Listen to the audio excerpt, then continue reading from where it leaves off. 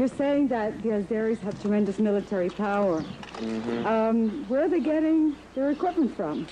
Well, they got most of it from the Soviet Army. When the Soviet Army was dissolved, they got their portion, quote unquote.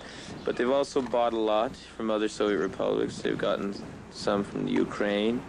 They've gotten equipment from Turkey, Soviet arms manufactured in East Germany, the ex-East Germany. An awful lot of those arms were sent to Turkey, and Turkey sent those arms to Azerbaijan. We've captured East German-made Kalashnikovs, things like that.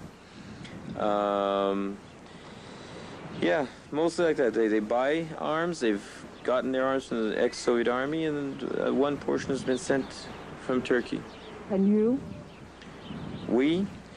Most of our arms, all these tanks we've got, both light and heavy tanks, our artillery, almost all of it has been captured from Azerbaijan. I'm the commander of Marduni. In the region of Marduni, we, since from June 28th until now, we have either completely destroyed or captured 55 heavy tanks, T-72 tanks, 24 light tanks, these BMPs, and 15 other lighter armored vehicles, armored personnel carriers, things like that, as well as 25 pieces of artillery, of heavy artillery, not including light mortars and junk like that and other arms. The bulk of what we have, of what we fight with, has been captured from Azerbaijan. Just in the last fighting here in Mardegert, they've captured about 20 heavy tanks. T-72s, most of them, 2 T-64s, 1 T-54. Captured an awful lot of equipment. In other words, most of what we have comes from Azerbaijan itself. It's been rough, huh? Huh? It's been rough. It's been very rough. Very, very rough. It's a long fight. It's a long fight, and I don't know. It's amazing that Azerbaijan is still fighting this war. Like I said, an awful lot of Aussies realize that it's not their country. Then there are other people, you know, the other national minorities in Azerbaijan that are being totally exploited in this war. The Kurds were used against us in Lachin, and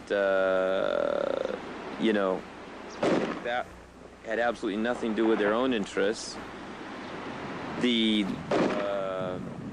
Talish and Lezgi nationalities are being used against us. It's very interesting that a very high proportion of the bodies we've recovered, the AZERI soldiers' bodies that we recovered, are either Talish or Lezgi.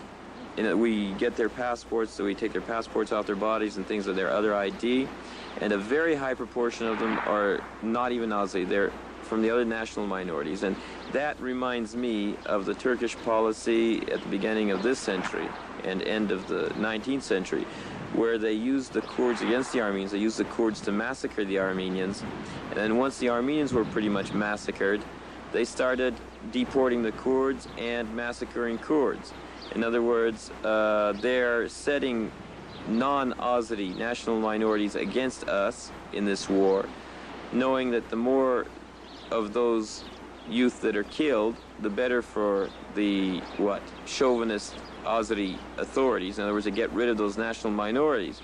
And at the same time, they try to crush the Armenians here. And it's amazing to me that those national minorities aren't more awake. They're not more conscious of what's going on, because for us it's very, very clear what's going on. They're being used against us, and if Azerbaijan succeeds in crushing the Armenian movement here, they'll begin crushing the Talish, they'll begin pressing the Lezgis, and things will get even worse for them. It's been also written that there are some human rights violations being committed by Armenian people at the moment. Yes, let me say that in this war, in this war, there have been violations. The biggest violation is by Azerbaijan against our whole people. That's the biggest and most outrageous violation, and that they're killing our people, burning our villages, in an effort to retain control of part of the Armenian homeland, something that has absolutely nothing to do with their own country. That's the biggest absurdity. But during this war, like during just about every war in the world, not just about, but really every war in the world, there have been errors committed, errors that should never have been committed. There have been the Armenian side has also made mistakes. But let me say that those mistakes there's absolutely no way of comparing the violations committed by Armenians with the violations committed by Azerbaijan. Absolutely no way. In no way whatsoever can you compare the two.